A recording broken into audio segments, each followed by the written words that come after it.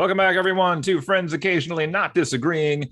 We're back here recording this after 4th of July, so I hope everybody had a good 4th. I'm Cody, and I'm going to be hosting this one here tonight. Our topic is Marvel's The Eternals, which is not their most recent film, but we wanted to go back and revisit this one because it has been maybe one of the more divisive ones online if you were to look at reviews and comments about this one. And I'm curious where the gentlemen with me tonight are going to rank this movie in terms of maybe compared to the others, or just we'll see what kind of rating system they have. So we were debating this as well before we started tonight. But just tell you a little bit about what we've been up to again. As mentioned here, 4th of July just passed. So I was playing a lot of board games over the weekend and finished up the show Midnight Mass, which I'm going to do a mini episode on coming up here soon. Ooh, nice. Yeah. And other than that, just been playing some Earthbound as well. That's basically what I've been spending my time on. So also here with us tonight is Dave and Joe. So I'll let them tell you what they have been up to. Hey, this is Joe. I've been doing some things, not a lot of things. See, Cody, now this is awkward. No, I just a couple quick. Have you guys seen a movie called RRR? No, but I heard you talking about it on the Obi-Wan. I know, I'm trying to bring it up. pod.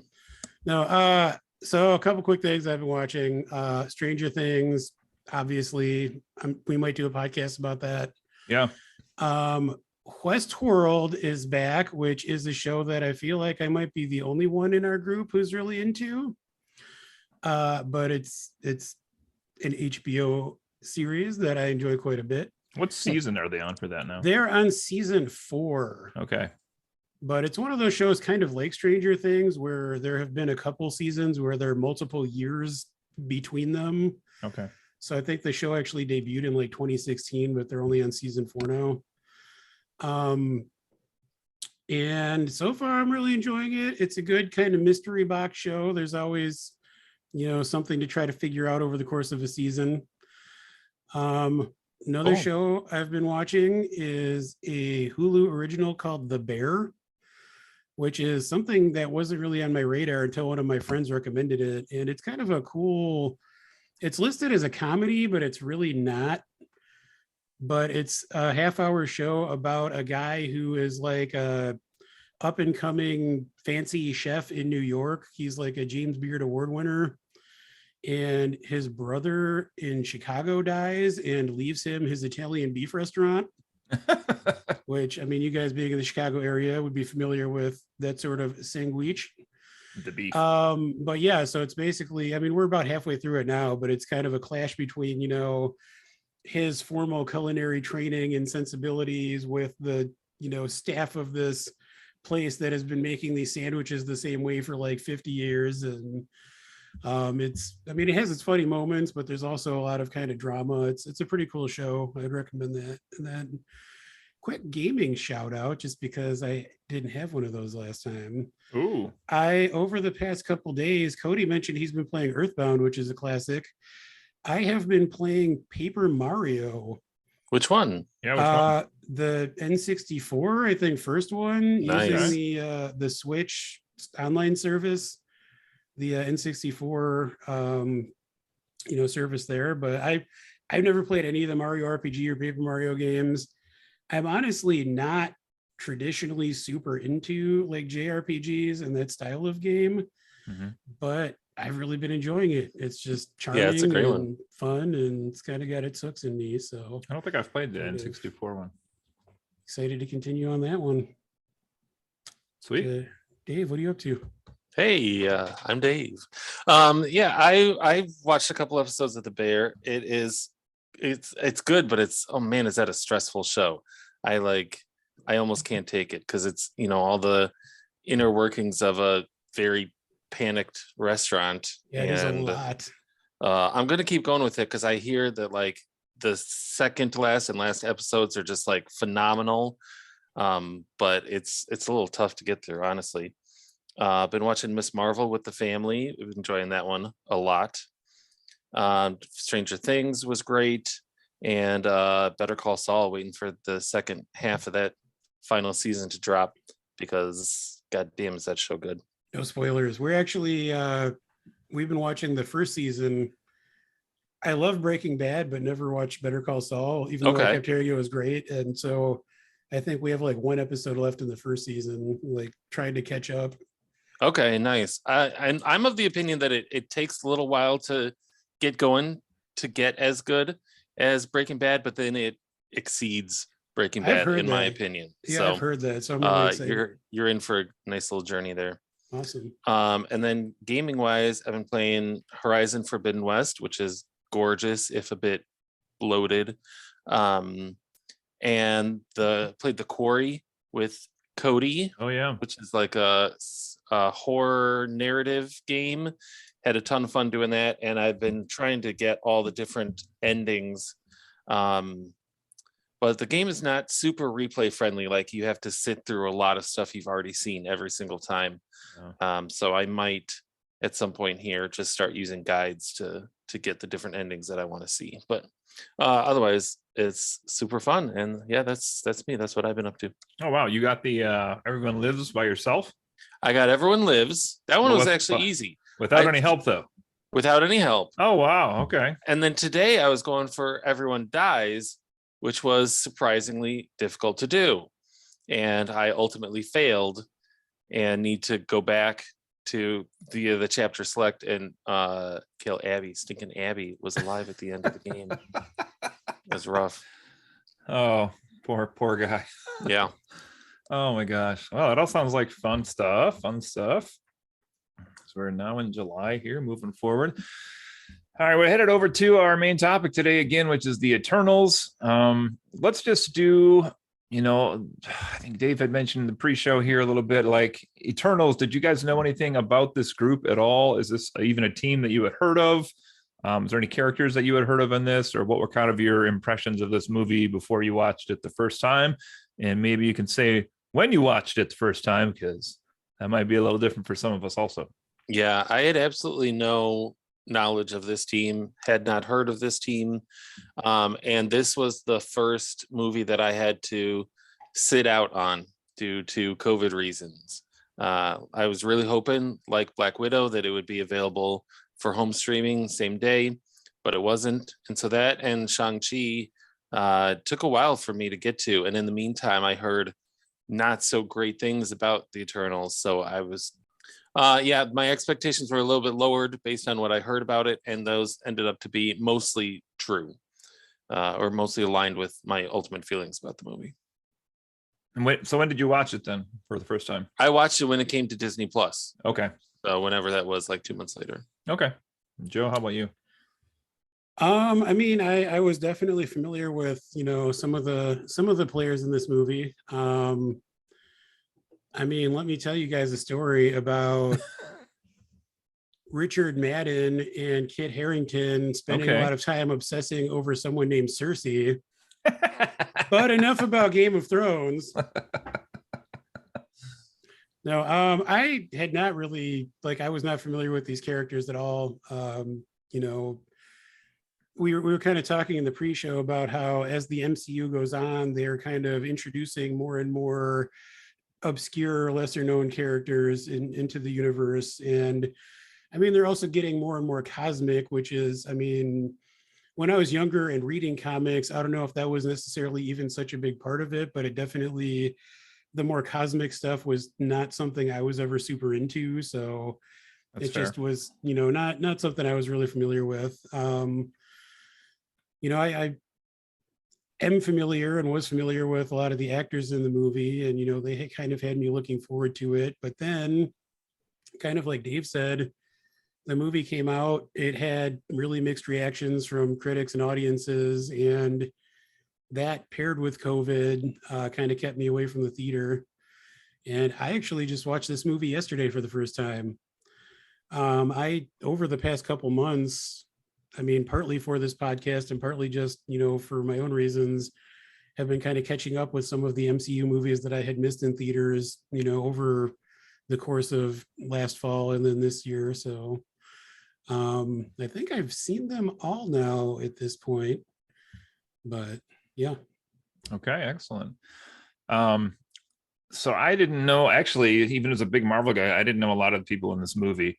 As far as some of the characters, like Icarus was probably the one that I knew the best out of this, and I didn't know a lot about him. And he's has a similar costume in the movie to what he does in the comic books, the old style ones, but even in the movie, it's a little bit different than what he looks like. He's more like a blonde haired with like a really bright blue suit, and some of the patterns maybe are similar, maybe the model some of the things off for the movie, but he's probably the one I knew the best. I didn't know almost any of the other Eternals in this. If there is another character I probably knew the best out of this movie, it was Dane Whitman, who we'll try to talk about here as the movie goes on, and hopefully not spoil anything for Dave, but we'll see.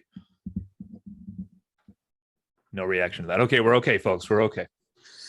You know, to be honest, I'm having kind of internet issues and it froze in the middle of that. Did you reference Thor for a second there? No. What just happened? Oh, what? Do you have a Thor spoiler for us?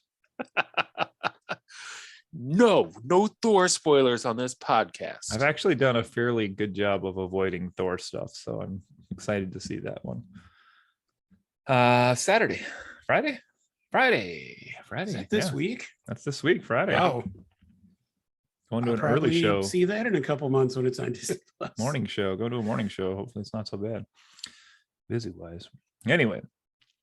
So first of all, maybe just to connect this to their larger MCU, and I definitely agree a little bit. Joe was talking about how like when the stories get more cosmic, it's just like a larger universe. And I'm probably with you a little bit, Joe. The more bloated the plot usually is with a lot of these stories, not even just Marvel specific, but it's really hard to tell a good, tight cosmic story because just the physical space, I think, makes it very hard to do. And then if you're like, take a Mandalorian story and like put it on a planet, then it's like not really cosmic because then you're back in like a small setting again. So it is hard to do, I think. I mean, I would argue that the Guardians movies have done that. Yeah, but at least the Guardians movies, like this was a cosmic story that took place entirely on Earth. That's true. So that's interesting. To just have it be on one planet, and for that one planet to be our planet. Yeah, like, that is weird. Doesn't really help it feel like it's a larger scale. That's a good point. So connections to other Marvel movies I have here, and I made a pretty good list, but if anybody else has any, feel free to chime in here. So first we had Dane Whitman, who is Cersei's human love interest at the beginning of the film, mentioning why the Eternals didn't help fight Thanos. So there's that reference. We have Pip the Troll at the post-credit scene and mentions the introduction of Eros, aka Star Fox, who is said is the brother of Thanos at the end of the movie there. We have three kind of more buried ones in here, but just to tie these to some other movies, Guardians of the Galaxy 2 had the villain of Ego, who claimed to be Star-Lord's dad, and I guess he was his dad, but he claimed to be a Celestial in that movie. Now that we've seen the Celestials, there's question as to if he actually is a Celestial or just called himself that or was like some sort of a minor Celestial who had like a rogue plan. It's just probably a bigger issue of the MCU being so large, it's getting messy rather than terminology here being the case. We have Guardians of the Galaxy. Is this one where they first meet the Collector? I think so. Yeah. Yes. That is in the planet Nowhere, which is the severed head of a Celestial. The planet is actually the head of a former Celestial, where they're mining all the stuff out of it. So we have that. And also then important to note, because that means there's something out there in the universe that is capable of killing these things and ripping their head off or slicing it off or something. So there's some big bad force out there. And the last one I have is the mid-credit, or is this the post-credit? No, I think this is the post-credit with Dane, right? Where he's going to reach for the sword. Yeah. And then we get the voice behind him, and the voice turns out to be a future character for the MCU. What? If Dave doesn't know that, I won't say it. I do. It's okay. He does know. Okay. So it's going to be Blade. It's Wesley Snipes. No. Oh, what? It's not Wesley It's Mahershala Ali. Yes. Then we get a DC reference here. They mentioned Superman in the movie again, which they seem to keep doing recently. They mentioned Batman too. Did they really? They talked about Kern being Alfred. Oh yeah. There's a big reference to other stuff as part of the plot, they referenced the blip Okay. and the That's fact true. that by when they reversed the blip, it brought enough energy to Earth for the emergence to happen. Yeah. I have a whole rant about how that ties in. I would love to hear any rants you have about this movie. Exciting. Okay, so I was trying to think of what to exactly say on this podcast and how to group stuff together, like for my own thoughts. So I had made a list here, just kind of things that made this movie different than other movies. It was very long. And I'll kind of let you guys chime in on these as well. So the first one I had is, where do you think this ranks in terms of cinematography versus the other films? Oh, that's a good question. My That is a good instinct is to put it high because I know that the director really focused on practical effects, not shooting on green screen.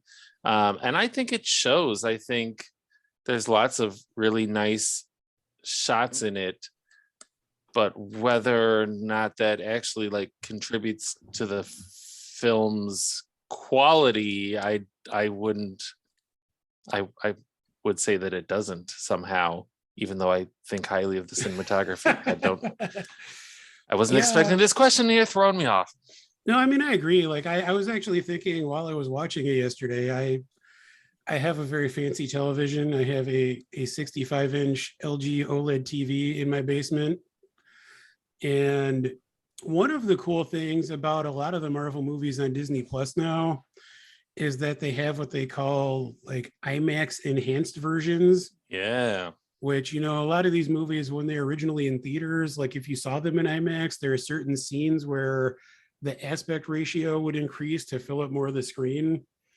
And so they basically do that like on the Disney Plus versions that have this IMAX enhancement.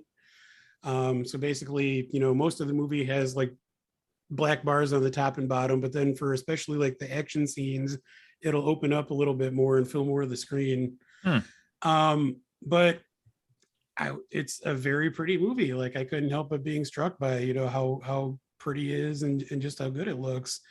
I mean, as Dave said, I don't know if that really enhanced my enjoyment of the actual movie a whole lot. Like it might be cool if I like did a bunch of weed and like put on some Pink Floyd or something and just like watch the movie without trying to pay attention to the plot. But I will say, I mean, yeah, I would agree visually, it's probably more upper tier Marvel.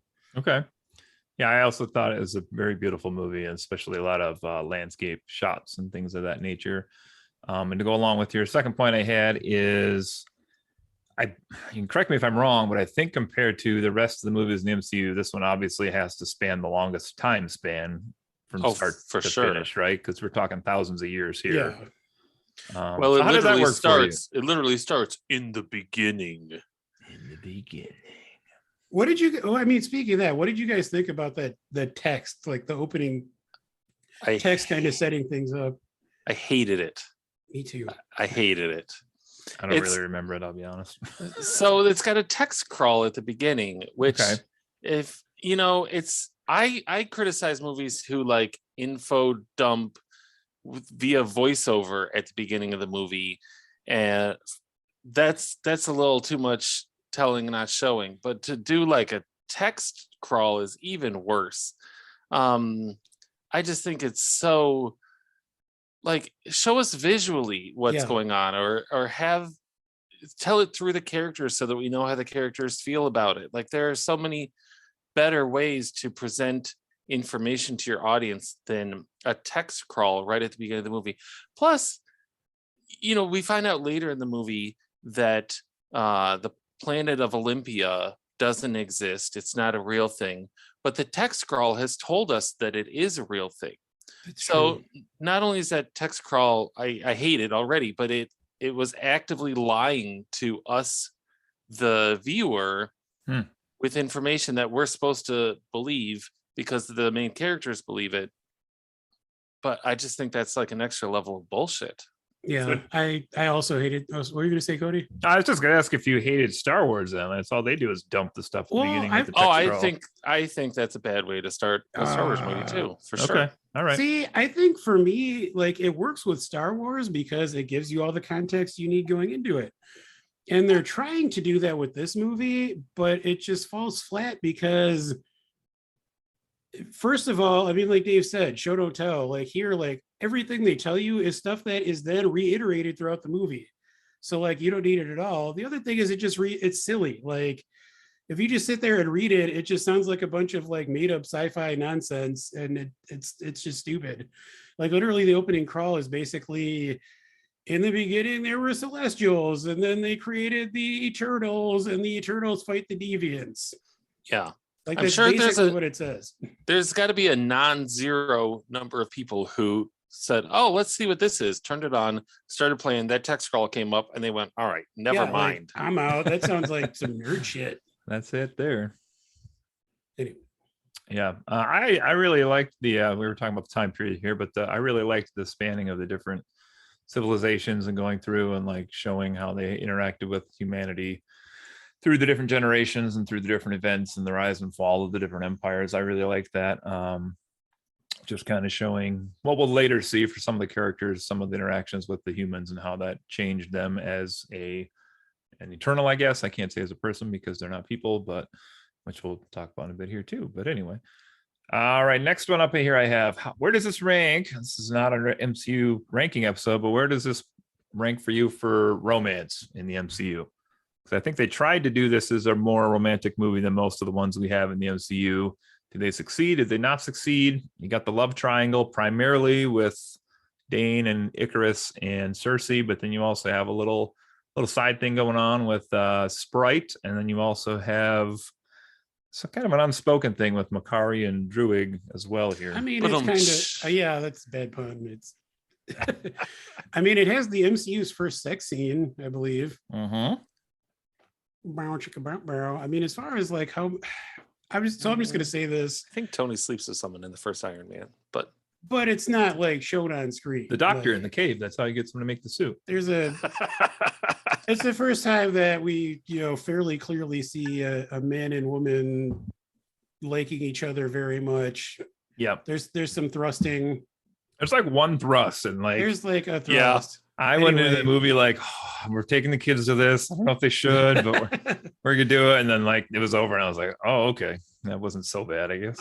I mean, I'm gonna tip my hand for the eventual, rating and say that I did not care about a single character in this movie. Like, I feel like none of them are really even developed as characters. There are all these like moments that are put in there, which are obviously supposed to like manipulate an audience into, feeling something, but none of it feels earned to me. Like, I just did not care at all about like any of these characters or relationships. I did care about some of the characters and some of the relationships, but not a single one of the romantic ones. That's fair. I thought that Cersei in general was so flat and emotionless that I couldn't buy any of her chemistry with Icarus or with Dane, who really just like was there to like love her unconditionally. I felt for Sprite a bit. I feel like maybe Sprite loving Icarus, I felt the most, but like he didn't seem to reciprocate even a little bit, other than being like, "Hey, glad you're here." Yep. At the end. So that fell flat. And then the whole Druig and Makari thing, like they were cute together, but I had trouble with the logic of their relationship, because they show 500 years ago Druig like walks out, like he's the first one like leave the group, and she's ostensibly spent 500 years in the domo, although she has chips and donuts and shit. But I don't really understand like when that happened. Okay. Because then when they get together, all the other characters are like, wait, this is a thing? Right? What? So at what point has he been visiting her? She could theoretically be like zipping back and forth to visit him and no one would know. But she's been like underground? I agree with you that it makes no sense. Picking up chips as she goes out every time. I guess. I will. But she doesn't know what an iPad is. Or like she seems like modern in some ways, but very much not in others. That's interesting. I will backtrack a little bit on what I said before and say that I did like Fastos, Brian Tyree Henry's character. Mm-hmm. Like, I would watch an entire movie about him trying to put the Eternals life behind him. And like, also, I think this is the first openly gay character in the MCU, or at least to the extent of actually showing him with a partner and having a family. But I think Brian Tyree Henry is a great actor. And like, I would have watched more of that character try to do his thing. That's a good point. I did feel that relationship. That seemed like a good relationship. And honestly, my favorite relationship in the movie was the platonic or perhaps sibling-like one between Gilgamesh and Thena. Yeah. I thought that they had a great relationship that I could definitely feel, and I'm glad that it wasn't a romantic one. That kind of helped set it apart from the other ones they were trying to set up. Yeah. Yeah, I don't know. None of the romances are definitely developed very much. I agree with you all on that one. Seems like they tried to make it. I don't know if this is, well, at the end of this, I have kind of like some of the online backlash, and we'll get into some of that in a bit here, but I do feel like maybe the romances were not quite where the director wanted them to land. That's for sure. So the next thing I had here, I have a couple different topics. I'm going to wrap them all into one larger discussion here. And that is, number one, this movie had a huge cast, which I think probably put off a few viewers, because it's not like you go to see, like, Guardians is probably the best example I can think of like, here's 5 new characters and then some ancillary characters and bad guys off to the side, I guess. But this one's like, here's 10. And then you got Dane, and then you got the Celestials, and then you got the quote unquote bad guys with the Deviants, and you got the side character here. And so like, you're getting hit with a lot of different people here, which I think probably is some people's issues with character development in this, is that there's just not enough screen time to develop 15 characters in despite being 2.5 hours long movie. Yeah. So I'm going to wrap that into another spot here, which is, for a Marvel movie, this actually has a pretty high death count. I would say 4 characters in the MCU. And then lastly, kind of talking about like the movie, I thought is a positive to it, because I like that Marvel has kind of moved to this newer phase. And this has happened maybe like 6-7 movies ago, I'd say, where like the bad guy or the villain in the movie is not always necessarily black and white like they were in the early days. It's not Captain America versus Red Skull. It's kind of like some of these later movies have been like, well, this is their motivation. Like even Thanos, we talked about in a prior podcast. Yes, he's the villain, but like his rationale for being the villain is not necessarily something I disagree with. So I think they did some of that in this as well. Joe? I mean, do we want to start with your first thing, or because I have a lot to say about the like villain / conflict or lack thereof in this movie. Okay, well, how about this? Can I run through the characters and you guys give me some feedback on, I guess, if you like these, or I'll guess I'm going to try to present what I think the director was attempting to do with these characters in the movie, because you're both kind of saying it didn't really sound like it landed too well for you. So I just took this off of a article about it. There's the guy who does pew pews with light from his hands, and then there's the woman who does pew pews with light from her hands, and then there's the other guy who does pew pews with light from his hands. What are you talking about? There's only one dude who pew pews with light from his hands. I am being That's facetious. true. That's true. That's another thing I want to talk about. Go ahead. All right, Cody. so this is just random order taken off of one website I saw earlier. So first we had Cersei, which was already mentioned. This is Gemma Chan's character, who is coming back again for the MCU. P.S. She was a evil villain in Captain Marvel. Captain Marvel. This is Minerva, so she's back again without the makeup. She said she was happy to not have to do 4 hours of makeup this time. Basically, her power is she can change matter into other materials, and her story, I guess, is supposed to be the love story between the two, and kind of like finding her destiny, overcoming her uncertainty, and realizing her full extent of her powers. And by the end of the movie, she is, I'm just labeling a couple of these characters as prisoners of Ereshkigal for the end of the movie, because we don't really know what's going on with that. So did you somebody said she was flat? Any other comments if you told me that before this movie she was in some kind of horrific accident that left her suffering face paralysis, I would believe you, because she had one slightly worried look throughout the entire movie. Not one smile, not one frown. I don't think she even, like, when she was like doing her superpower thing, I don't think she had like a fierce look or anything. She was just like nothing on her face the entire movie. And it was really, really hard to like her or to root for her when she was giving absolutely no performance whatsoever. That might be the loudest laugh I've had on here. Has anybody seen this actress in something else? I don't know her from anything else. Captain Marvel. Captain Marvel. Okay, because in that I feel like I basically was the same. So because she's British and I watch a lot of British things. I feel like she was in that movie RRR. Oh, she was in Crazy Rich Asians. About the pirates. Oh, is she the lead? No. Anyway, I don't. Okay. I mean, I honestly I kind of agree with Dave in the fact that she is a little wooden, but yeah. I think a few of the characters come off that way, and I don't necessarily know if it's the actor's fault so much as I feel like a couple of the characters and actors are trying to play like human, like people who like have settled into Earth and whatever, let loose a little bit. But I feel like a few of the others are just like, including like Icarus is the same way. Yes. Where it's just like stoic, like, like they're trying to portray these gods among men. And like, even though they've been here for thousands of years, they still have this sense of like stoicism and they come off as maybe a little wooden. Maybe the majority of them are just really burnt out. They're just like, whatever. I mean, that could be too. That could be too if you're immortal. And I mean, maybe it's an actor thing, maybe, but I mean, to me, it feels like it could at least be partly, just a character choice. Okay. Yeah, so the second one I had was Icarus. Richard Madden here basically can fly, use light beams. This character was really supposed to be, I'm guessing, the idealized fighter who's dedicated to his cause at all costs. He's going to serve Arishem no matter what. And basically turns himself into a villain because the story kind of changes as it goes on.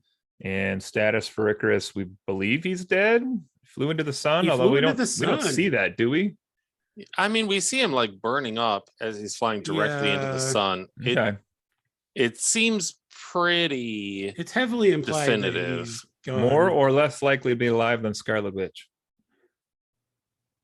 Ooh, I would say less. I say less likely than Scarlet Witch. Yeah, I would say less. Fair. Cody, I told you this like last week when we were hanging out. I think it's ridiculous that he flew into the sun, not only because he's named Icarus, but just because that suicide wasn't really like earned. I feel maybe it was. I don't know, but I'm actually glad in retrospect that they did that instead of just having him fly off to space. Yeah, or like off to the planet Disney vault for reserved future use. You know what I mean? So crowded there. It is very crowded there. Yes. Yes. If that was his definitive end, then I guess I support that more than him just flying off. But it was still pretty stupid. I mean, are we just talking about the characters in general, or can we talk about their specific plots? No, go ahead. Talk about their plots.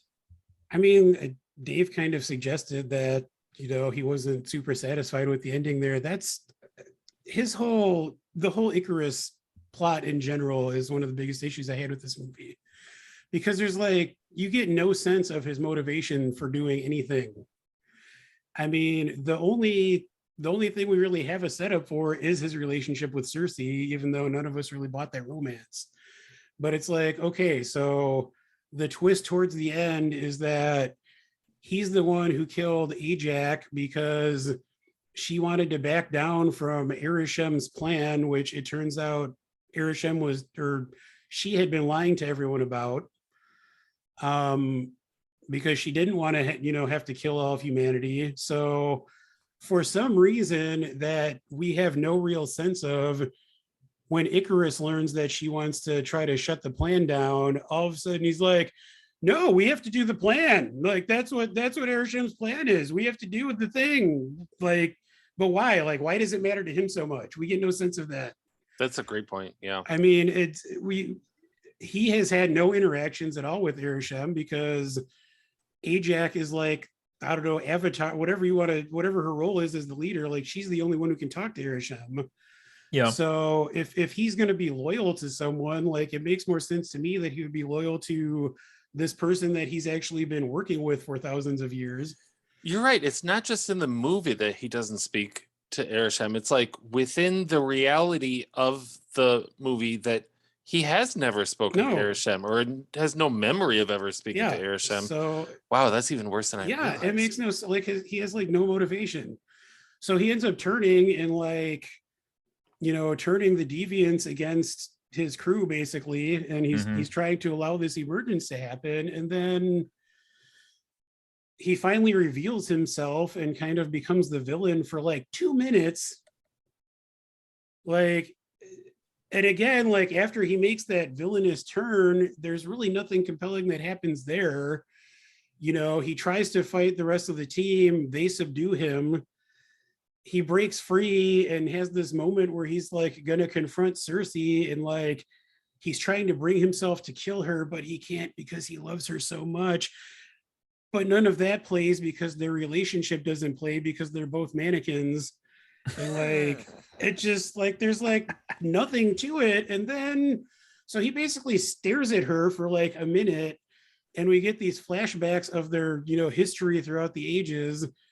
And then he just like continues standing there, but joins the Unimind and like helps stop the emergence. Like there's no, and then after the emergence, which is when Dave was talking about him flying into the sun and ostensibly killing himself, we also don't really get him being conflicted over that at all. You know, we don't get a moment where he's like torn up because he was like trying to serve Arishem, but then he couldn't kill Cersei, but like there's nothing. He just all of a sudden like goes off and flies into the sun. Like there's like no sense of emotion or motivation for anything that he does in the entire movie.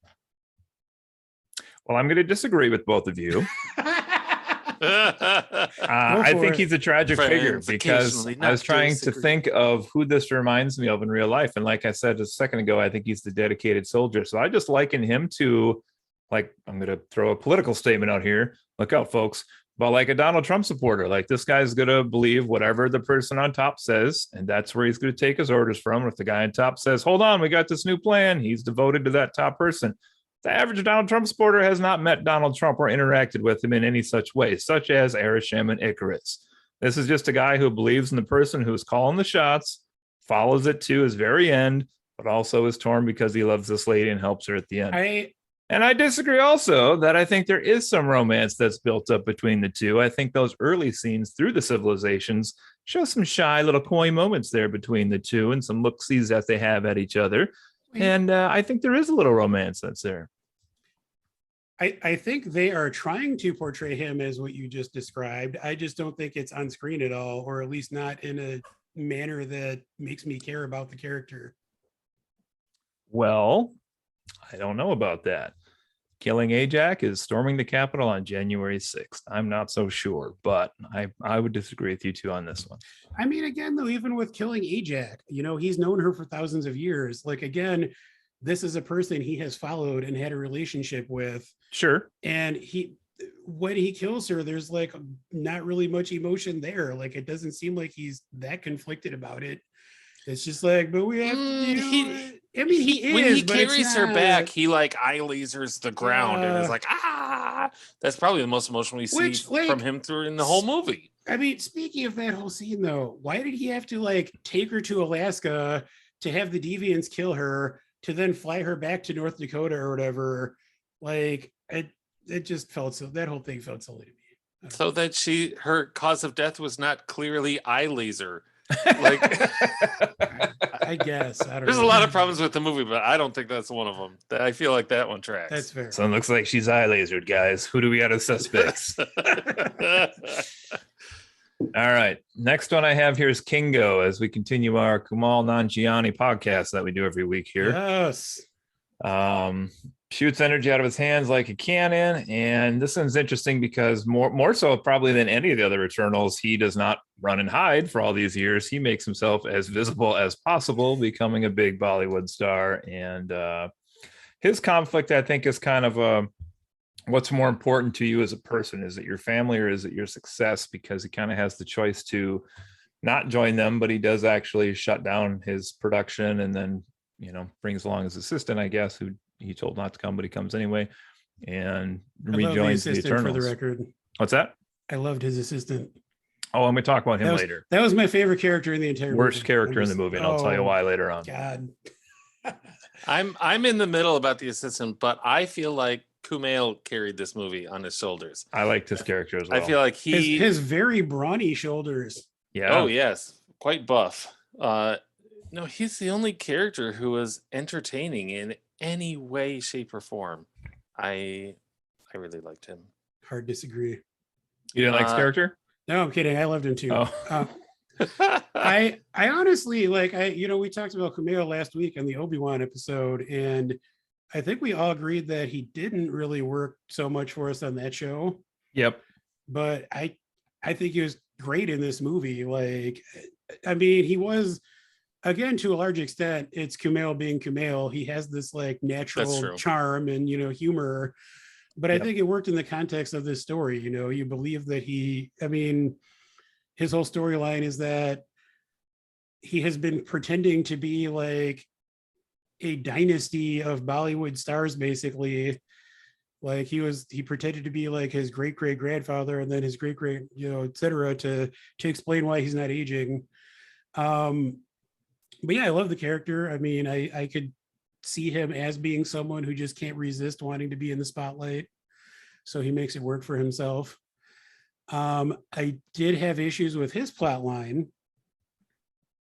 You didn't think he could be himself and his dad and his grandpa and his great grandpa all at once? I mean, I did kind of wonder about that, but I was willing to go with it. Okay. Just because I enjoyed him so much.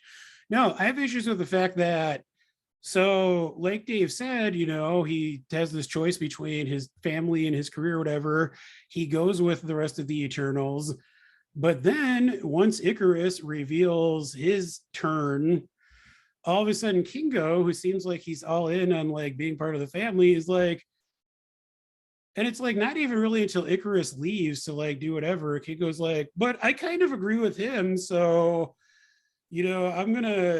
but I agree with him, but I'm not going to follow him like Sprite does. So, but I don't want to be with you guys either. So I'm just going to leave. And like, to me, it almost felt like Kumail had another obligation that he had to get to, like while they were filming the climactic battle scene, like, was he supposed to be on set for Obi-Wan then or something? I mean, literally, like, that's what it feels like. It's like they just made up some weird non-excuse for him to just not be in the final fight scene. And then he comes back at the very end. Like, it makes no sense. I mean, I really like the character overall. I really liked his performance, but that aspect of it, it was just like, what the fuck? Like, where did he go? Why did he suddenly, disappear for like the most important moment of the movie? That's a fair point. Yeah, he's a couple times in the movie, he's definitely shows that he looks to Icarus as the leader of the team, even though he never is, quote unquote, the leader of the team under either Ajax or Cersei. But yeah, it is kind of odd he's missing. So his final part here is we leave him also as a prisoner of Ereshkigal at the moment. We don't know what's going on. Next was Ajax, Salma Hayek's character. Basically, her power was healing, I believe. Is that her only power? Seemed to be about it. Yeah. Okay, and then she was the one who was Avatar, I guess, as Joe said, we'll just call it that. Takes the orders from Ereshkigal, met with him, knew the secret mission. And then I guess her story was she was trying to balance serving the Celestials and still caring for the Eternals and possibly the humans as well. And she is dead, of course, as we just mentioned by the end of the movie. Who kills off Salma Hayek? What a terrible movie. Wow. I felt like, she was criminally underused in this movie. Like, I love Salma Hayek. I was excited to see her, be part of the MCU. Yeah. And she has some like key scenes and she's great in them, but I just really wish we had gotten more of her in this. Yeah, I don't really have too much to say on her. She's not a character I overly sympathized with, though, just because I felt like her character should have told the other Eternals what the 411 was on this whole plan with the Celestials here, and she Yeah, doesn't. that's And a therefore, good I was point. kind of like, I don't really care if he dies so much. to be Yeah, honest. that is true. Well, and especially since she tells Icarus like 500 years earlier or something like that. Like that's he is, right. like he has known the truth for a long time. So yeah, that is a good point. Like, why wouldn't she tell the others? They had a secret thing going on. It's a love pentagon. All right. Next up is Sprite. Leah McHugh. I don't know this actress at all, but basically has a pretty cool power. Illusions, but is cursed to be an eternal teenager. And this is where we get to a couple behind the scenes stories here. The actress who played her said she could really relate to Sprite because, especially being around these more famous older actors and actresses that she idolized, she was really sad that she was not their age and couldn't like interact with them the same way they could interact with each other. So she said she could really feel that this character was like stuck at an age, and like it's kind of like the one thing you can't change in your life is your age. So she basically is in love with Icarus, we mentioned, but unfortunately, probably due to how she looks and the fact that she's eternally that age, there was nothing there to even begin a relationship or reciprocate on his part, and ends the movie with no longer being immortal. She loses the immortality that she had, and she is now basically, I'm assuming, no longer an eternal. I don't know. Well, yeah, Airsham didn't pull her up into space, left her on Earth. So Well, she makes her human. I mean, Cersei says that. She says, like, yeah, I think I have enough energy left to turn you into a human. You know, is this something that you want? I would love to see her like, I think she does. I'm pretty Yeah. sure she says mortal at I least. thought she like- said mortal, not human. no, human. I Oh, she think does I say think she human does because say they're human. not, Airsham doesn't they're not bring her up. human. So that's why I wasn't sure. Right. I would have loved if Cersei was like, I have enough power, but I'm not going to do it because you stabbed me in the Yeah, back, you little bitch. and you tried to steal my Wow. mans. Did she though? That was her. What did you think about Sprite in general, Dave? I feel for her. I feel like it was not the best acting job in my opinion. Again, a little wooden. But I think the character's main conflict was written in an interesting way. I do kind of wish there was a scene with Makari where Makari be like, yeah, I was made deaf apparently. Like, or some way for them, some that's moment true, for them yeah. to bond over the fact that they had been made, differently Yeah. from the others for reasons that were out of their control and they didn't quite understand. Well, I mean, Richard Madden was made ugly, so that's I once again have issues with Sprite's plotline. I thought the performance was fine. Like, I actually kind of like the performance of the character, the portrayal.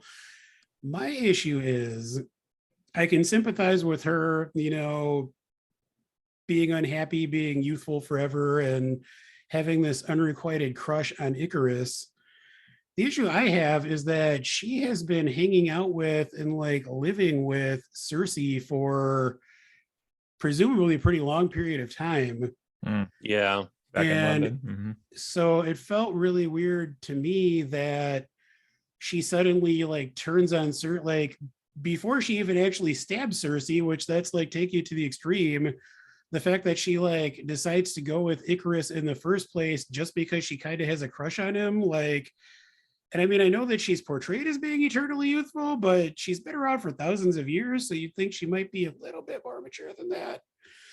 But just in general, like she has like a childhood crush on this dude and ends up just betraying like this close friend that she's been living with, and then ultimately stabbing her in the back because she's like horned up for Robb Stark. I don't know. It just felt weird to me. Like I mean, most of these things I have issues with, I feel like if they had actually like spent a little more time developing these things in the movie, they could have worked a little better for me. You needed another half hour, is that what you're saying? I mean, I needed it to be focused on like these character things instead of, I don't know. Honestly, I feel like I could have done with maybe like 4 to 5 fewer Eternals in the movie, which would then give more time to, more important characters.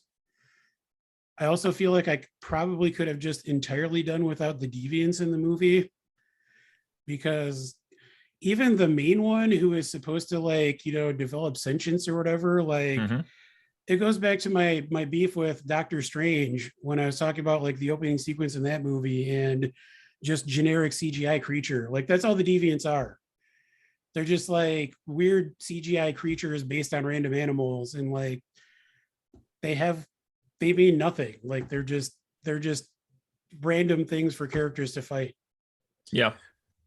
While we're on that topic, yeah, I had a little issue with that as well. I feel like their whole motivation and their reasoning was maybe the best out of any MCU villain, or at least up there. Like they had completely justified reasons why they were coming after the Eternals and trying to kill them, Yep. and yet had the least character work devoted to them.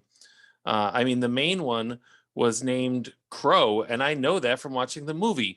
Just kidding. I know that from looking at his name online, because his character does not have a name in the movie. He's just the main CGI tentacle guy.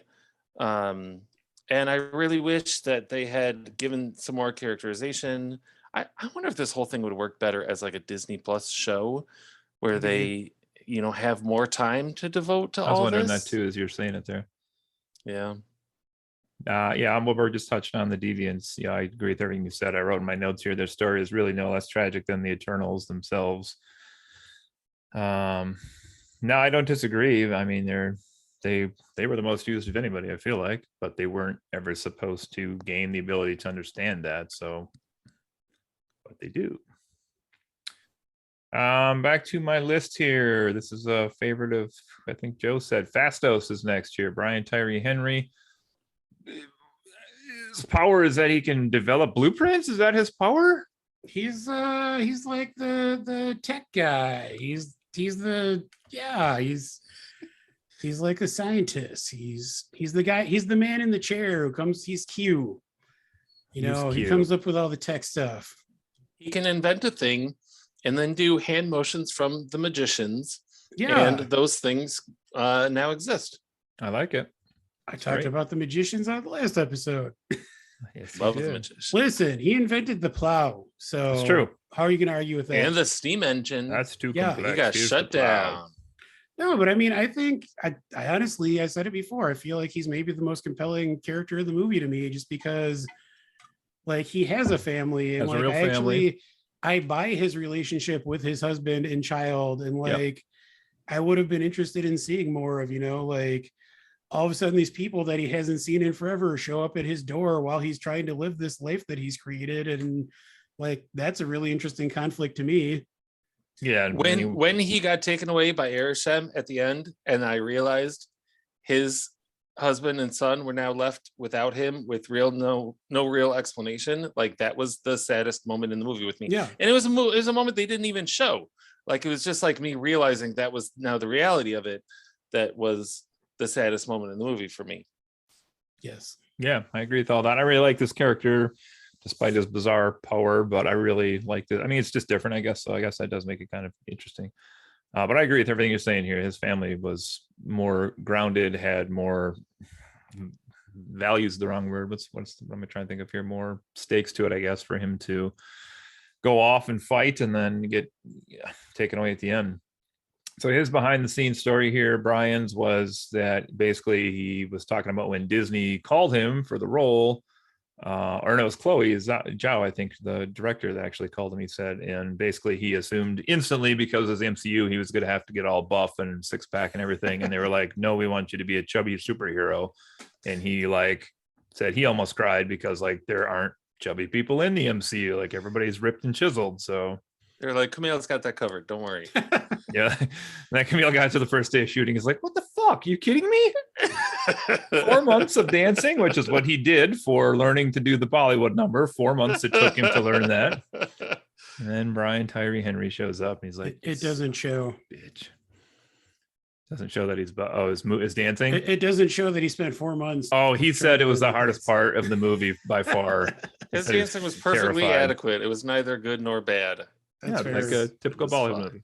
Anyway, side note, if you guys have not watched Atlanta, which is also on Hulu, you should watch it because it's amazing. I've tried it and couldn't get into it. But Is that a link to somebody we're talking about? Brian Tyree Henry is on that show. All right. All right, next character here is Makari.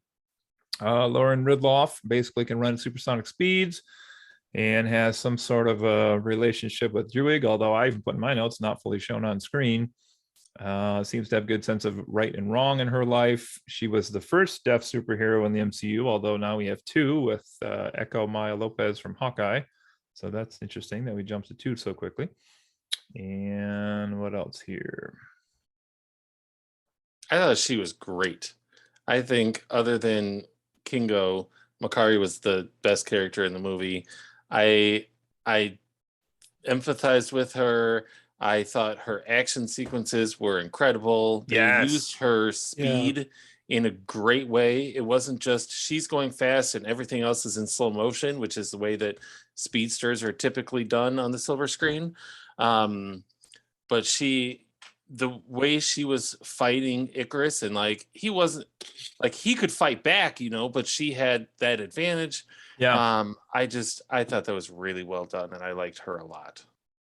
I agree. I thought she was great. I mean, my only complaint is like I wanted more. Like I wanted to know more about her character, and I mean, I think she's one of the least used in the movie. Yeah, and I mean, part of the problem with this movie is that a lot of these like kind of secondary side characters are much more compelling than like Icarus and Cersei and the ostensible main characters.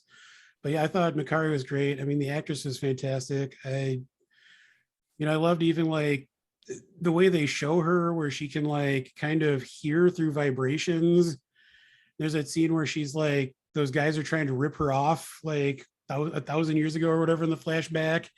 And she like, they don't think that she can hear what's going on. And she just like catches them in it. And yeah, I mean, I thought she was great. Yeah, I really liked her quite a bit as well. So her behind the scenes thing here is maybe the most powerful of all of them. She said basically that it was really important to her that people are continuing to see themselves in the MCU as a reflection of society again, and super powerful. And her story, I guess, behind the scenes was, I guess she didn't talk for like 20 years. She used to do signing and talking at the same time, which I didn't even know was called Simcom, I guess. But she told her parents one day that she would no longer talk out loud again. And so she reverted to just sign language.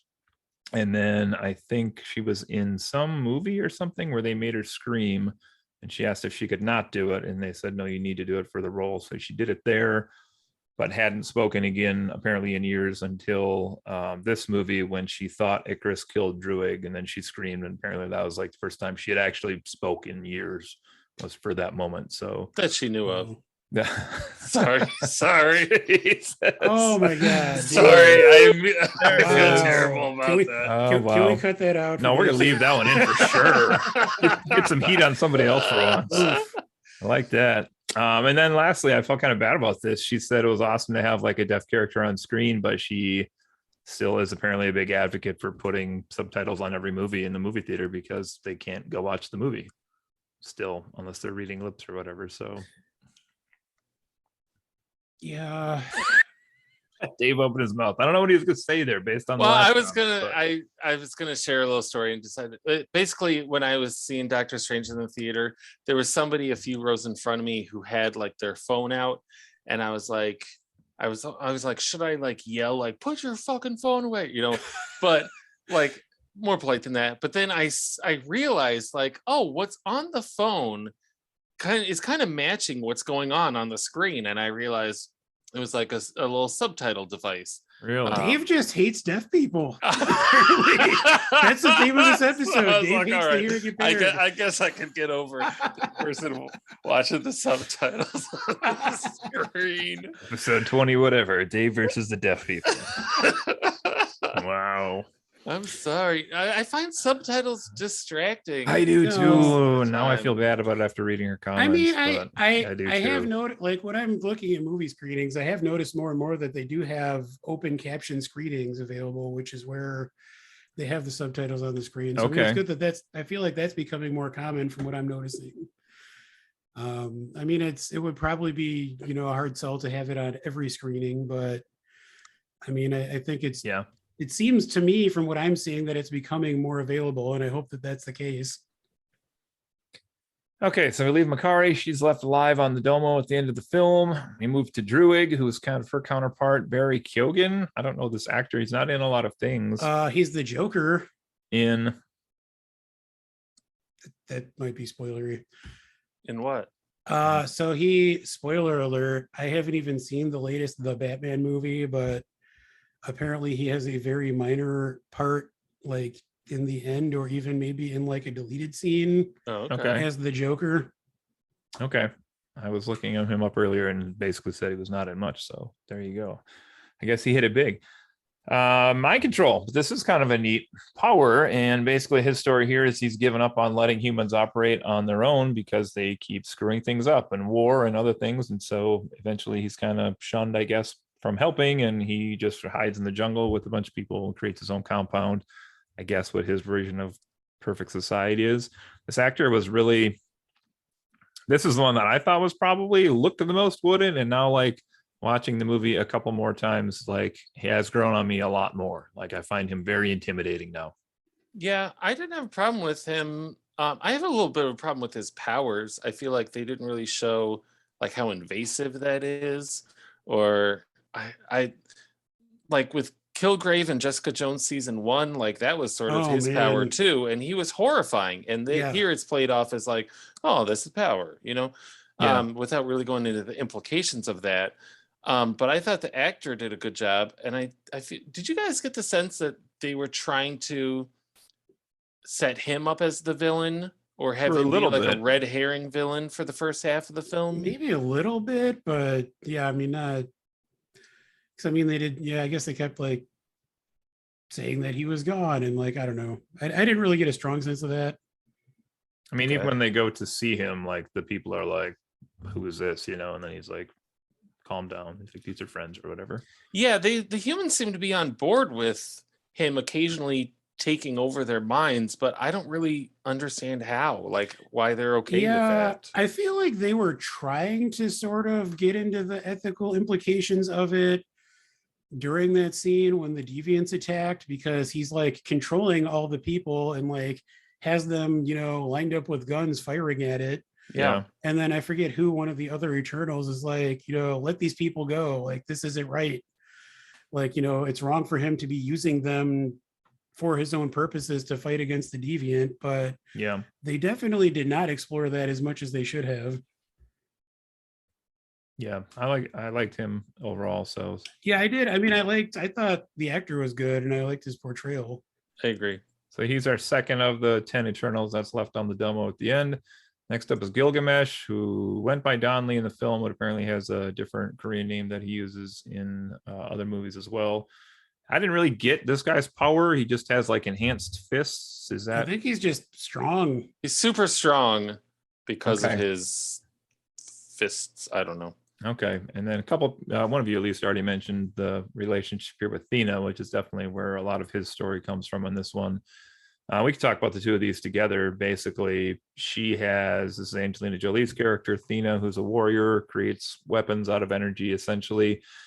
And is she the first character that, I know they call it like some weird name in this movie, but essentially she has like dementia or like Yo, I'm mad weary, bro. Mad weary. mad weary. Okay. Oh, it's been a long day. I'm fucking I'm- mad weary. Yeah, they couldn't have come up with a better name than that. Come on. The mad weary. But is this the first character with like a mental illness that we've had? I mean, with that specific I mental guess it was illness. before Moon Knight, so I suppose so. I mean, plenty of villains have been unhinged, Yeah. but I guess in terms of heroes, yeah. I mean, look at Wanda. She's hysterical. It's always women. Just ask the people she kills at Kamertage that came back. Uh, Yeah, I liked him a lot though. I love the little scene at their house or their compound with him like baking pies and making food for them. And R.I.P. that pie. It looked good, man. R.I.P. Spit beer or whatever that was. He's another one where like I liked the actor's portrayal and like I liked what we had of the character, but there just really was not much at all of him in the movie. So Yeah. it's kind of hard to really say. Basically is there to like protect Thena, I guess, or stop her when she gets too crazy. So he dies, spoiler, and she is the third person and last person who's alive on the Domo at the end of the film. What did you guys think of Thena and her mad weary? I liked it actually. I would go as far as to say I don't like Angelina Jolie in many things, but I actually enjoyed her in this quite a bit. I expected to dislike her in this based on just not being a fan of her in general. Yeah.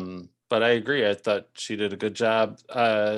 As a vessel for the Mad Weary plot line, I didn't like her, but that's because I didn't really like the Mad Weary thing. But I thought that she did a great job. I thought that her weapons and the way that they used her weapons were really cool. How she was able to like vary them and switch them up. She seemed like a badass fighter, and I thought she totally pulled that off. She was actually one of the characters who had the biggest range of emotions in the movie, which is surprising to say about Angelina Jolie. So that's true. And the least plastic faced, which is surprising to say about Angelina Jolie. I mean, I think my biggest issue, I agree with you, Dave, that I just didn't really like the Mad Weary thing. Like I liked her portrayal. I liked her like the physicality and all the fight scenes and stuff, but the whole like Mad Weary plot line just really didn't work for me. So I think the name is pretty terrible. It's silly. It's just silly. But the idea of it, I like wiping somebody's mind generation after generation after generation. Like what happens if that goes suppose wrong? That's true. Like that's a cool concept to me. Like to have a eternity of lifetime memories stored in your head. Like but I feel messing you all up. That is an interesting concept. I feel like the portrayal of it in the movie was just kind of weird to me though, because it felt like she essentially just was like unreliable and would just like, it was like she could just turn on her friends at any moment. Yeah. Well, it's just kind of like the Hulk in that way. I like they got the same, like the sun's going down, way to like calm her down, you know. Sun's getting real low, Athena. Getting real low. Getting real low. Okay. Are there any more? I have some side characters here to talk about. If you've got any more Athenas, go ahead. Well, I just have like a general Eternals thing, which I mean, this kind of goes back to what we were talking about with like Sprite and her, like, why was I made this way? And I mean, you know, same thing possibly with Makari, but my big question is, so the Eternals were created by Arishem to fight the Deviants. Like we know that they are like these manufactured beings. Yep. Why are they not all Superman? Why are they all different? Yeah, well, that's a good question. Like, I mean, Icarus is basically Superman. He's like super strong. He could fly. He could shoot lasers and shit. Like, he's clearly the most powerful of all of them. But why are they not all just the same? Like, why are they not all that powerful? I think really because they all fill different roles to help humanity advance through civilization to civilization. I don't buy it. I see that being true of Phastos, but that's about it. Like, he's the only one who has. Maybe Druig. Like those are the two that like interact with the humans the most. Yeah, and the rest are warriors. I guess Cersei gives. I mean, Ajax heals people. Does she heal people? We don't ever see her. Heal I guess that's a good point. I don't remember those early ones if she healed anybody. Like Cersei gives a dagger. Phastos obviously does a lot, and Druig occasionally controls people. Other than that, we don't really see them like helping humans. Like every time one of them tries to help, humans are like, "Nope, can't do it." Makari made all the pizza runs. Sorry, Hiroshima. Yeah. Wow. Okay. What? That's a thing in the movie. It's part of the movie, man. Moving on to our other characters here. So a very small role. I actually thought it'd be bigger. What did you think of Kit Harington as Dane Whitman here, the future Black Knight? He was Kit Harington. Kit Harington. He's not a great actor. He's okay. I'm a person who really likes how something that a lot of people don't like, where MCU movies set up future MCU movies. Like I'm a fan of that in general and things tying in, but like the second time watching this, I felt like that's the only reason he was there. I know he's there to be like Cersei's tie to humanity, but he doesn't really fill that role in a major way or in a meaningful enough way. Yeah. And so he feels like he's just there to be Black Knight in a later film. Yeah, I kind of agree. I feel like he is handsomer than Richard Madden, but not as good of an actor. The fact that both of them are in it and they have a scene where they meet each other, it's just distracting. Yeah, like it's weird. And there's a character named Cersei. Yeah, It's just ridiculous. it's distracting. They should have had Peter Dinklage's dwarf character come rolling in too. There you go. What's his name? Etri or something like that. Itchy, yeah. Yeah. Okay, next year we already talked about this one a little bit, but and Dane obviously is alive at the end of the movie with future plans here. Crow, who's played by Pennywise himself, Bill Skarsgård, as the main deviant. We already talked about this one, but anything left we want to say about Crow or the deviants? There's I've nothing said to my say piece. because there's nothing there. Yeah. To me, Dave, they are what you said. Like they're except they have the kind of really sad story, I think. But I think they were set up to be the bad guys, and then they are the twist because, in fact, they're not the bad guys. Erishem's the bad guy in the movie. So I kind of think that's what they're going for with that, but I'm not positive. Yeah, I think so too. But I don't know. They were definitely generic CGI blobbies, that's for sure. But I kind of liked the evolution of Crow and him sucking up the new powers and becoming. I mean, I feel like more powerful. I feel like they need like again, the movie would have worked more if they had made Crow more sympathetic. Like, like you guys say, the deviants are kind of more tragic than the Eternals, at least on a certain level. Yeah. But it's not really like played out in the movie, at least to the extent that it should have been. Like he kind of gains sentience, or at least like gains the ability to talk like later in the movie. Yes, he does. They don't really do anything with that. Like they don't make him sympathetic at all. Yeah. It's just kind of a non-character. Next up here is Karun, Harish Patel's character, Kingo's assistant. This guy sucked, so we'll just move on. I'm just joking. You both liked this guy quite a bit. I love that guy. Yeah. I didn't love him. I thought he was just okay. He was like the heart of the movie for me. I agree, actually, Joe. I said he's the jokey side character that almost every movie has, but this one actually had a more emotional punch than the other movies that have jokey side characters. I said he represents humanity, and basically, even when they tell him like humanity's going to be wiped out, we should go back to his family, he's like, "I'll stay with you, sir. Like that's what I'm here for." I see all that. It just didn't land with me. I don't know why. Because you're racist. You hate Indian people and deaf people. Jesus, Dave, it's terrible. Wow. I mean, do you think it didn't work for you because he was like played for laughs so much, or like what didn't work specifically? Did you not need him there? I feel like we didn't need him. Oh God, this makes me sound more racist. Shit. I feel like we don't need him and Kumail, or like they should not be paired together. Like the two comic relief characters didn't need to be paired together in so strongly, because it could have then given us more comedy throughout instead of like from one combined source. I'm not explaining it well, and I just sound racist. Fuck. All right. We only need one Indian guy in the movie. Is what I sound like. So forget it. All right, we'll just move on from that. Okay. Yeah. Please Any comments here left about the actual Celestials, Erishem, or if you want to talk about Tiamat as well here? I mean, there's Erishem, more like Erisham. Am I right? Boo.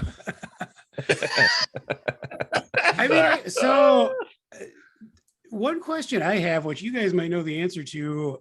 I mean, again, I'm not really. Don't count on it. Well, I mean, it's so.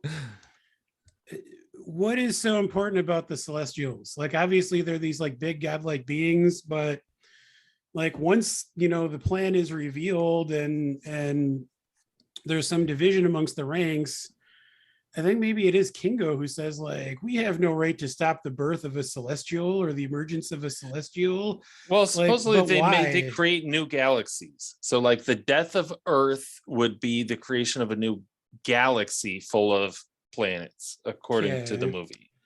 But I mean, then are they going to just impregnate those planets and destroy them too? Like, where does it end? That's a great question, but I think it's a philosophical question, which is kind of what the Eternals faced, right? Like, is it better to save these people, knowing that by killing them, we could create billions of other people who would flourish across the whole galaxy? Is it worth it to save these people because they're them? I mean, that's a tough That's what I'm saying. Like, I think there's some gray area here with like some of the plot. Honestly, like it's hard to say who's right and who's wrong on this. That's fair. Of course, the people of Earth are going to be like, save us, right? And the Eternals were with them for thousands of years, so they're like, we love these people, but I mean, I think that's another thing where like I maybe needed more of that in the movie. Like maybe instead of just having the opening text saying blah blah blah, Eternals, deviants, etc., have like a couple minute long like prologue explaining this is what the Celestials are. This is what they do. They create billions of lives throughout the galaxy. Yeah, like and really show us establish that. the stakes. Yeah, like show us what is at stake here. Wouldn't that have ruined the reveal though, which is that humanity has to die and that there's a celestial birthing in the middle of the planet? Like that would ruin the reveal of the movie if they'd have done Even that. just showing, but they could show the Celestials doing their creation thing at the beginning of the universe without revealing what the cost of it is. Yeah, we don't need to know that they have to destroy a planet in order to do that. Just show them purely creating. Yeah. Okay. Yep. Any other comments on these two? Yeah, I've got a couple. So I thought that seeing Arishem in the sky at the end was super cool. I like that effect a lot. Like you got to kind of set aside all of physics in order for him to be there like that. But I really like that effect. I like the scale of that kind of being would be very difficult to pull off, and I feel like they did it just by just really showing him like in the sky from Earth, from Jon Snow's point of view, and what that looked like. What was he standing on though? I'm just joking. Go ahead. Turtles all the way down. And then the other thing I wanted to say about Tiamat is that, and Celestials in general, I sort of felt like this plot was a duplicate of Guardians 2, where Ego is planting his seed in a planet, and then once it grows, he will take over the planet, in this case, destroy the planet. But and especially with him calling himself a Celestial, like that seemed a little too parallel, or a little too like, oh, they've kind of done this before. Really raises a lot of questions about that character though. Like, is he actually a Celestial, or was he just calling himself that? He was somebody who knew what Celestials did, so he just called himself that because that's what he was doing. I mean, I don't think we'll ever get the answers to those, but it's kind of interesting. Get until Guardians 3. I don't know if we'll get a lot of ego. I don't think Ego's going to be in Guardians 3, buddy. But I know, but there could. I know we always want more Kurt Russell, but we've already had too much Kurt Russell. Let's move on. You shut your face hole. Well, neither of you asked the question I thought you were both going to ask, which is, we have a giant Celestial sticking out of Earth that's never been addressed in the MCU. That's true. They have not come back to that in any way. I did wonder about that. So we've had what? Doctor Strange since then was the first movie. Was this the last movie before that? It was Eternals, then Shang-Chi. Shang-Chi was before Eternals. Oh, was it? Eternals, Spider-Man. It was Spider-Man. Eternals, Spider-Man, Doctor Strange. I thought it was the other way around. Do we know what the timeline is on these though? Because I know that the MCU timeline is sometimes not. I mean, it could be just those. I'm just surprised it wasn't in like, I don't know, Hawkeye or some TV show, like just even in like on a TV screen in the background, like huge ass hand and head coming out of ocean. I also wasn't sure because if Cersei, this is the other thing I thought of, that Cersei can change matter and turn it to stone to kill it, can't she then retouch it to make it like water? I guess she could. She's gone, but I guess she could, right? Get rid of it. Just looks kind of weird at the moment, but anyway. Somebody needs to address this. This is a point in the MCU that needs to be addressed. I'm sure, well, he's probably not going to be in the MCU anymore. I was going to say, I'm sure J. Jonah Jameson will be talking about it at some point, but there you go. Okay, last two characters I have. Not a lot to say on these two, but we have the introduction here again of Eros, Harry Styles' character, and Pip the Troll with Patton Oswalt coming back to the MCU, ? Also for the second time. Depends if you count Agents of S.H.I.E.L.D. now or not, which is no. The answer is no. Unfortunately, I feel like that's a no as well. Dave likes Agents of S.H.I.E.L.D. I love Agents of S.H.I.E.L.D. And I rewatched the whole thing finally and liked it as well. I don't know. Any comments on them? We don't really know what's going on with them, I guess. Harry Styles basically said he knows where your friends are. We're going to go take a wacky cosmic mission. Dude, I I don't, mean, I don't know about the introduction of Harry Styles as a. that was distracting. am I wrong, or is he referred to as Star Fox in this movie? Yep. Yeah, he's both, I guess. He says got that two Pip the names. Troll says Star Fox, and then he says I'm Arrows, Thanos' brother. I mean, the only response I had was, I haven't played Star Fox in a long time. I did think that was funny. But I mean, it didn't really do anything for me because I don't know who this character is. I am Star Fox, and this is my hero, Slippy the Toad. All right. Okay. Last thing I have here, unless you guys have anything else before we rate, is this. I have a few things. Go ahead, Dave. Oh, What do you got? boy. Want me to go- Oh, Oh, we you go next, or sure? you wanna You go? can go ahead. Dave Well, has I not just- even begun to have feelings. There you go. I just wanted to address the backlash this movie had online.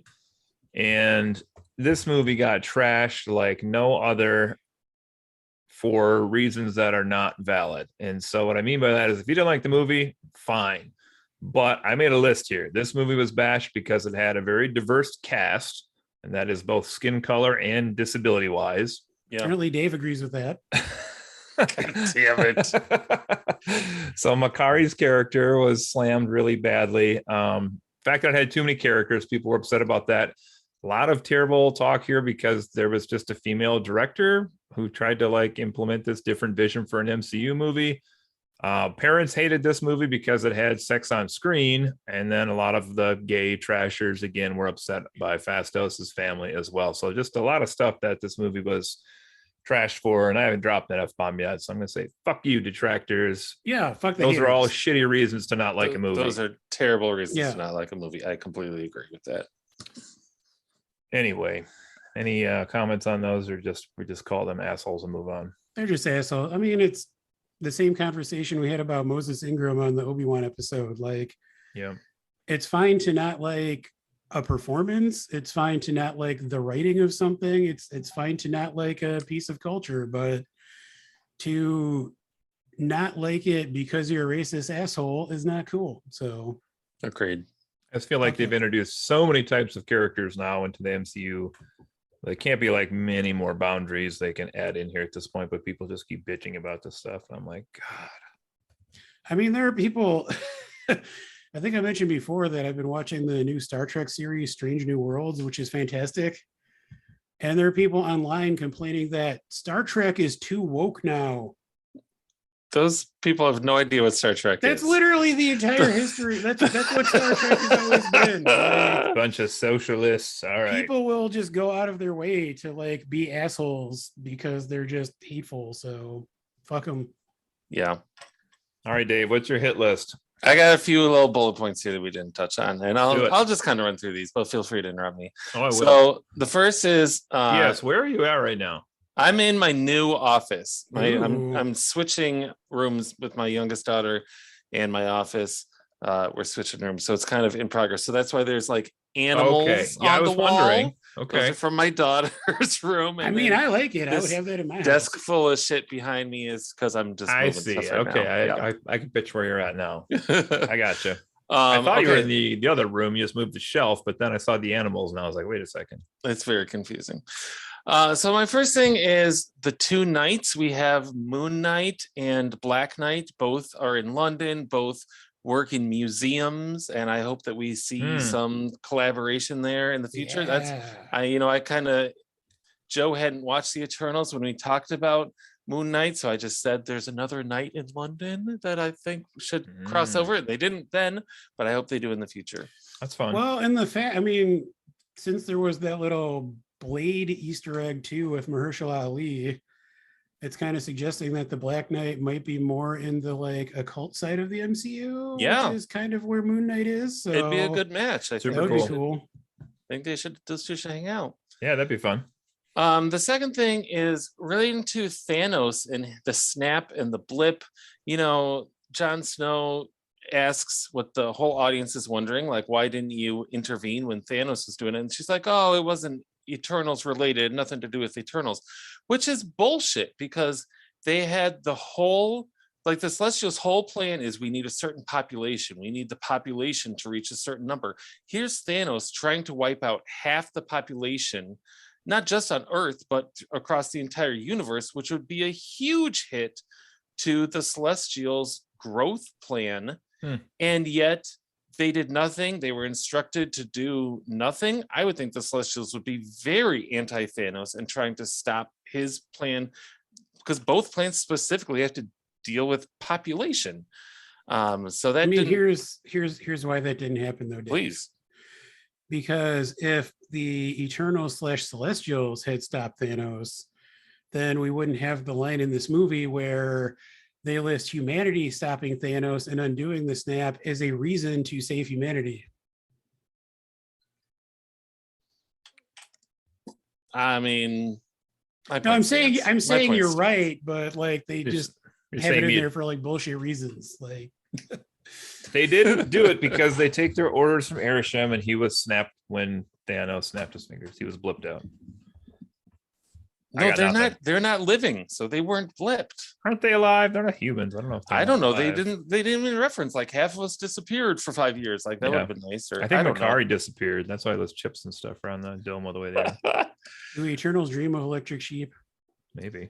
I feel like I'm glad that they tried to explain it, but they did such a poor job of explaining it that it actually directly contradicts the reasons that they give. Yeah, you're right. It makes no sense. I mean, you know, they say in the movie that undoing the blip brought enough like population / power to Earth for them to do what they need to do. Like, presumably that would have been how it was before the blip. So, it's stupid. Plus 5 years, or I guess 2.5 years. You do the math. Anyway, maybe they stayed out of it and then didn't know what Thanos was going to do. Like they didn't know Thanos's plan. Did anybody know his plan? I mean, maybe, I don't know. I think he was going around the whole universe announcing his plan, like they showed on Gamora's planet. Like he destroyed half the population. Yeah, he's all about destroying half the population. Yeah, he took a while gathering those Infinity Stones, and he did not seem very shy about what his plan was. That's fair. And then my final thing to bitch about here is the fight scene in the middle where Cersei falls into a pool of water that at first looks like it's about a foot deep. And then she goes far under the water, and they show that it's about 8 feet deep. And then she turns a deviant into a tree, which is never explained or touched on again. And then she's standing in about a foot of water after that. So not only do you have the how deep is this pool contradictions, kind of like the Jurassic Park T-Rex thing. I won't go to that. But like they talk about this tree, she turns it into a tree, and the character's like, how did you do that? And she goes, I don't know. And they set it up like it's something that they're going to explain, and then they never ever come back to it, and they never ever explain it. And that just bugged me. That's all. I mean, I don't have an explanation for that. I think that was supposed to be a setup for the idea that ends up happening in the end of turning the Celestial into stone. We know she can turn shit into stone. Like that's not even a question. I'm not defending it. I got nothing. It does not make any sense. But I just wish that had come in at the end somehow, or been explained somehow. Like if they're saving it for a sequel, that wasn't communicated that well or foreshadowed or anything. I don't know. I just thought it was weird that they gave her, the main character, an unknown power in the middle of the movie, and they never explained it. That's all. That's my list of. Wait, what's the unknown power? To turn things into a tree, which like we know she can turn things into other things, but she's mystified by that. The other Eternals are mystified by that. She goes, I don't think I could do it again if I wanted to, and then she doesn't, and that's the end of the movie. Yeah, interesting. All right, okay, Joe, you got any last spots here? No, I think I have voiced all of my concerns. Okay, all right, okay. Who wants to do final ratings here then? 1 to 10s. Boy, this is tough. Should I go first and then let you guys? I'm so torn. I have a couple numbers I'm still floating between here, but I can go first if it helps everybody else. Do it. Um, this is a flawed movie. That is absolutely for sure. For a lot of reasons we mentioned tonight. I think there's commendation here that they tried so many different things that I don't think have really been explored or tried before in the MCU, with like the romance plot. I think they tried to do here is more of a I don't want to say like a time spanning romance story between two characters, and they have the triangle does work as quite as well as they wished it would. But I like seeing them really helping the people through the different civilizations rise and fall, and I liked the cast, even though it was really big. I have to remind myself a lot when you guys are talking about, like, I know it's Crow because I just looked it up right now. Like, have to always, you guys are good benchmarks for me to remind myself that, like, I collect the Funko Pops of these things a month before the movie's out. So, like, I know everybody before it's even out. And I'm like, like, quiz me any day and I'll be like, here's the 10 Eternals, boom, boom, boom, boom. And I could name them before the movie came out. So I have to remind myself that the average viewer wouldn't know any of that shit. And this is a big cast and there's plot lines being juggled here and there and yada, yada. I agree with you both that the quote unquote villains of the movie, the Deviants and Crow, really are kind of generic-y blah, blah, blahs, even though I do think the Deviant story is pretty sad, to be honest. But it's weird because it's only sad because they gain the ability for themselves to realize it's sad, right? Like, I don't know, like the story of an animal on our planet, I wouldn't think is sad unless you like suddenly could have them have the ability to reason and rationalize the world around them and like what humans are doing to their, forest they're in or whatever. And then suddenly becomes a lot sadder than it was before. Some of these characters I enjoyed quite a bit more than others. But there were very few that I didn't like at all. So I think I'm going to go, man, this is tough. Really, really tough. Oh, and I also wanted to say one more time, fuck you to the detractors with the online backlash over the stuff in this movie because it's a bunch of shit. Anyway, I'm going to go, this is not top tier for me, but I don't know that it's at the bottom, that's for sure, because there's some trash in the MCU or stuff that's worse than this. So I'm going to put this at I'm going to drop it down from what I had on the screen here. I'm going to go with a 7. I had a 7.5. I'm going to go down to a 7 here. Oh. Who's next? Dave, do you want to go or do you want me to go? I want you to go. All right, man, this is hard for me too. Oof. I just did not care about most of what happened in this movie. Like, there was really not much for me to cling to as far as characters or even plot. It's a long movie. I mean, it's 2 hours and 37 minutes, although I mean a lot of the more recent Marvel movies have been about 2.5 hours. I'm torn. So was Natalie Imbruglia. I mean, here's the thing is that even though I was pretty meh on most of this movie, I didn't like actively hate it. At least there are worse MCU movies. Like, that's the thing I'm thinking about right now. Yeah.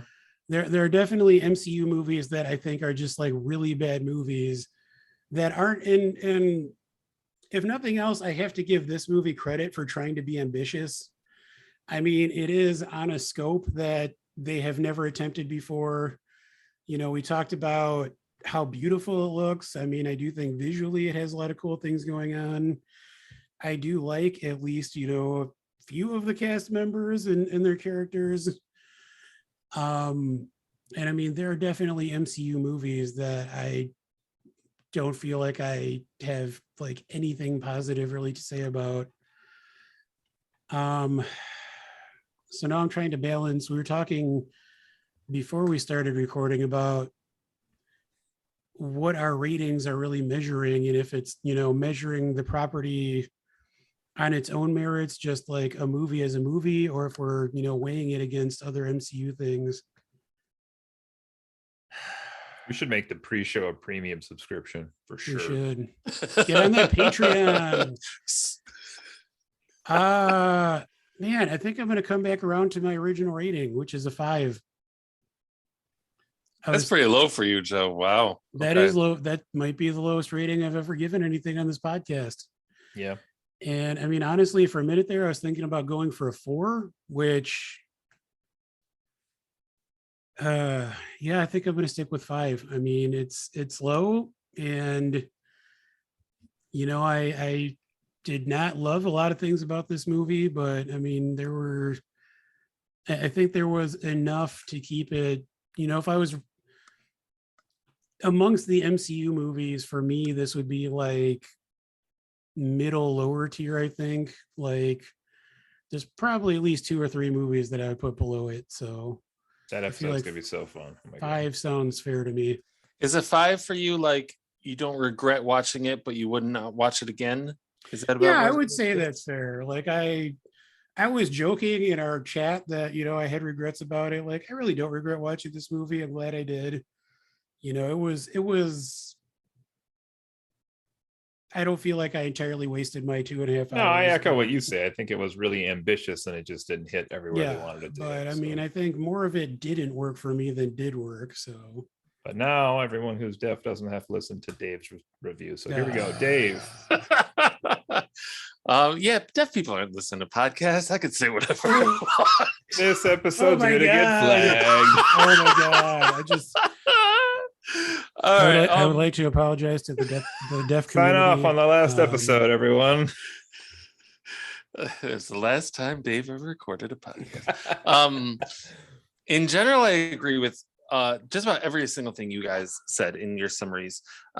Mostly in that I applaud like what they were trying to do with it. I feel like there's so many things that work on paper and that the MCU hadn't tried before, and that this film tried to do, that I applaud and wish that it had turned out a better movie than it ended up doing. And I don't think trying those things were, I don't think that those attempts are what screwed it all up.